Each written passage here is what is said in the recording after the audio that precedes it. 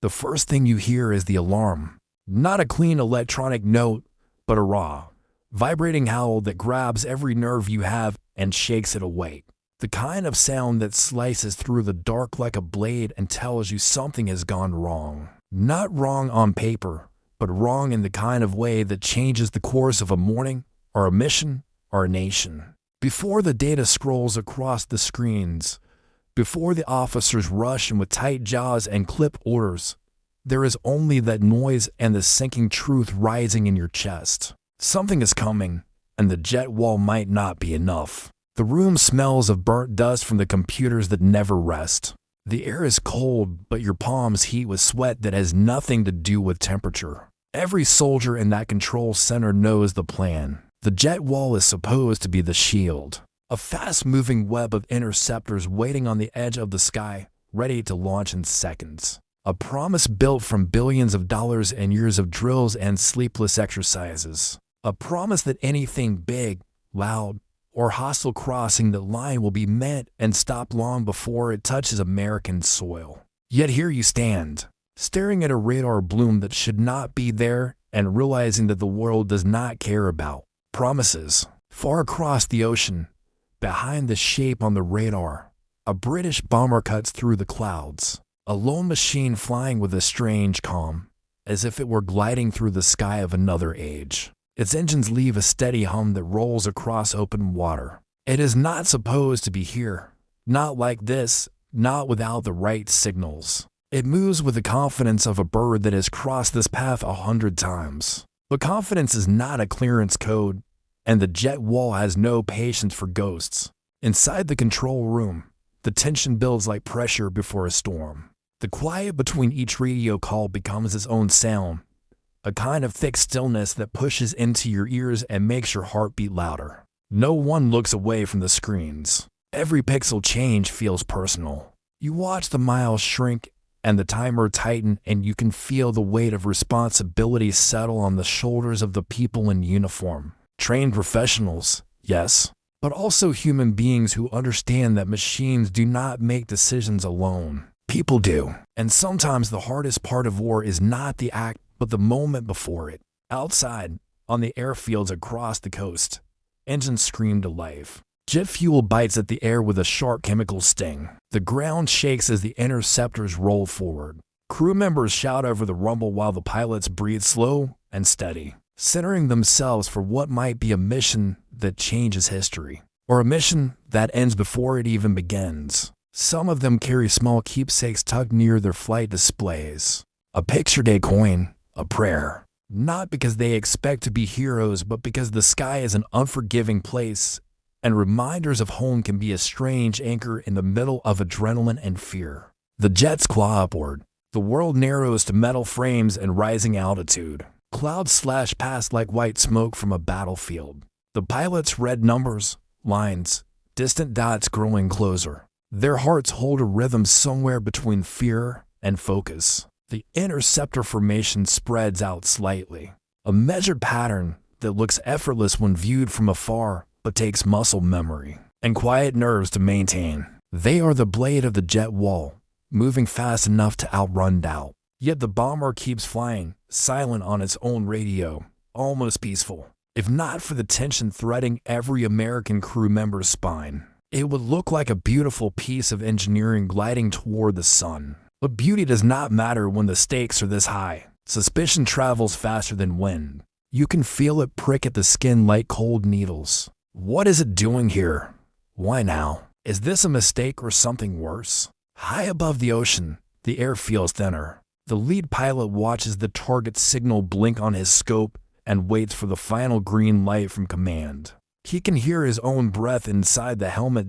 Slow, heavy. A soldier's breath. The kind that comes when courage has to pull fear into line. There is no room for panic up here. Panic burns fuel you cannot afford to lose. Back in the control room, decisions clash against each other. Every voice stays low but carries weight. A misread could start a nightmare. A hesitation could allow one. The commander studies the data, eyes sharp with the kind of focus that leaves a scar deep inside a person.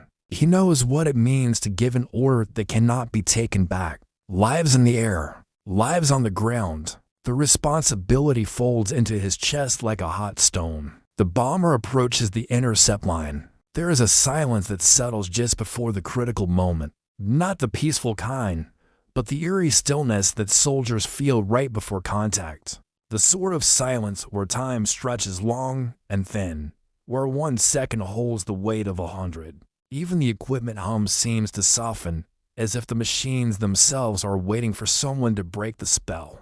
Then the world shifts. The bomber sends a signal late, out of pattern, confusing. A code that half matches the expected clearance, but not entirely. It is almost enough, but almost means nothing to people trained to protect an entire nation. The confusion slices through the room. Analysts scramble. Pilots tighten their grip. The tension spikes again. You can sense the fear hiding inside the professionalism, not panic, but the fear of making the wrong call. The fear of what history will say about this morning when no one in the room is around to defend themselves. The jets close in. The sun hits their wings and lights them like silver knives. The lead pilot steadies his breath again. The bomber stays on its path. The ocean below glitters like broken glass. Every mile feels like a heartbeat. Every heartbeat feels like a countdown. A sudden burst of static crackles across the comms. Sharp, ugly, unexpected. Then a voice from the British bomber finally pushes through the static. Not words that explain the mistake. Not words that clear the air. Just a fragment of a transmission that sounds like a warning mixed with interference. Glitches twisted. Meaning gets lost. Nothing is clear enough to stop the clock. The commander in the control room closes his eyes for half a second, a human moment in the middle of machinery and chaos. He looks like someone trying to see the future and the past at once. The decision in front of him is simple on paper and crushing in reality. He gives the order to hold fire, a razor-thin gamble, a hope that this is an error and not an incoming disaster, a hope that trust can survive even when the stakes tower over the room like a giant. The jets tilt into new positions. They do not fire. They shadow the bomber with blades of speed and precision. You can imagine the pilots' hearts pounding against their flight suits, muscles tight, eyes locked. Courage is not loud. Courage is the quiet choice to stay steady when everything inside you is screaming to act. The bomber finally sends the full, correct identification. It comes in clean waves of data that confirm what everyone hoped for. A mistaken routing, a misfiled flight plan, a signal relay glitch, a chain of small failures that pile together into a near crisis. The control room sinks into a heavy breath that feels like dropping weight after carrying it too long. Relief does not show as cheers. It spreads as tired, grateful silence. The jets pull away, circling back toward the coast. The bomber continues on its corrected path, unaware of how close it came to starting something no one wanted. On the ground, the soldiers who ran toward danger now walk toward the quiet hum of routine again. Some of them shake out their hands to release the tension. Some lean against walls and breathe slow. Some look at the sky for a moment longer, thinking about how fragile peace can feel when the difference between safety and disaster is measured in seconds. The jet wall did not fail because the pilots were slow or the system weak. It faltered because even the best defenses depend on humans who make choices under impossible pressure. It faltered because machines cannot replace the intuition of people who understand what it means to risk lives on both sides of the sky. And it recovered because those same people held the line with calm hearts when everything could have gone wrong. In the end, the story is not about the bomber. It is about the soldiers who carry the burden of protecting a nation they may never see from above. The ones who wake to alarms that shake their bones. The ones who step into jets fueled by fear and courage at the same time. The ones who go home afterward with quiet faces and heavy thoughts, knowing that their calm in a single moment may have kept the world from tipping. And when the sky settles again, when the engines cool and the sirens fade, one truth remains. Peace is never quiet. It is held together by the people willing to stand on its edge and keep watch, even when the world never knows their names.